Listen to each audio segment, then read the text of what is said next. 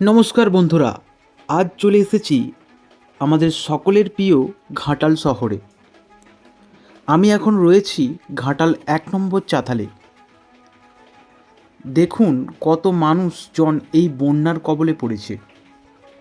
এমনকি বন্যার তাড়াহুড়োতে একটি জেসিবি দেখলেন, ওটিও সম্ভব হয়নি মানুষজনের তাড়াতাড়ি করে নিয়ে যাওয়ার। দেখুন এখনও জল বাড়ছে ঘাটাল শহরে। এই বছরের এই বন্যা ৩ নম্বর চলছে। আমাদের ঘাটালবাসীদের এই বন্যার সময়ে ভীষণ খারাপভাবে কাটে। সবথেকে বড় কথা, রাত্রিতে কোনো ব্যক্তির যদি হঠাৎ করে শরীর খারাপ হয় তাহলে আর কষ্টের কোনো সীমানা থাকবে না।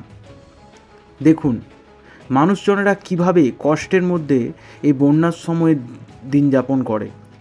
দেখুন স্রোতের টান দেখুন, এখনও এত অতিরিক্ত পরিমাণে জলের স্রোত। দেখুন নিজে চোখেই দেখুন, ভীষণ ভীষণ স্রোত, দারুণ স্রোত। দেখুন মানুষেরা কিভাবে নৌকা খেয়া যে নৌকা দেওয়া হয়েছে দাঁড়িয়ে রয়েছে এই পার থেকে ওই পারে যাওয়ার জন্য। কষ্ট, মানুষের কষ্টের শেষ নেই, ঘাটালবাসীর কষ্টের শেষ নেই। আপনাদের কাছে অনুরোধ করব, আপনারা ঘাটালবাসীদের পাশে থাকুন। এই বন্যা আমাদের দিকে কোনো কিছুই করতে দিচ্ছে না।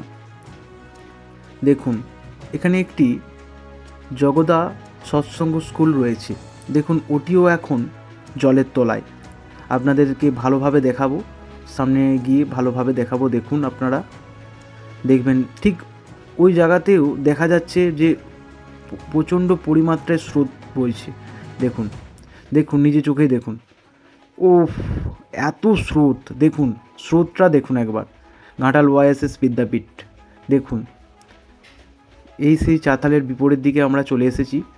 দেখুন আস্তে আস্তে সব জায়গাটায় পুরোটাই এখন জলমগ্ন। এখানের যে পাশাপাশি যে দোকান রয়েছে সবই প্রায় বন্ধ।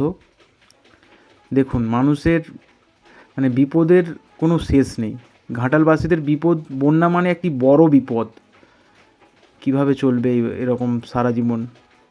দেখুন ওই চাতালের এই যে গেটের মুখটা, এখান থেকে ১ নম্বর চাতালের মুখটা যেখান থেকে সবাই যাতায়াত করে দেখা যাচ্ছে। দেখুন ওখান থেকে মোটামুটি দেখা যাচ্ছে, মনে হচ্ছে ভীষণ স্রোত।